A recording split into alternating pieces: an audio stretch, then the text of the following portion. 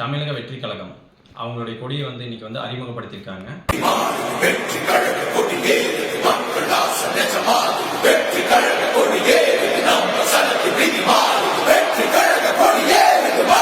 முன்னாடி தமிழக வெற்றி கழகத்தோட தலைவர் தளபதி விஜய் அவர்களுக்கும் அவங்களுடைய தொண்டர்கள் ரசிகர்கள் அனைவருக்கும் வாழ்த்துக்களை வந்து தெரிவிச்சுக்கிறோம். இல்ல 2 யானை வந்து பிளிரிட்டு இருக்கு. அதாவது போருக்கு போயிட்டு ஆக்ரோஷமா வந்து 2 காலை தூக்கிட்டு பிளிரும் பாத்தீங்களா, அந்த மாதிரி வந்து 2 யானை. இதைத்தான் வந்து அவங்க வந்து அந்த கொடியா வந்து டிசைன் பண்ணியிருக்காங்க.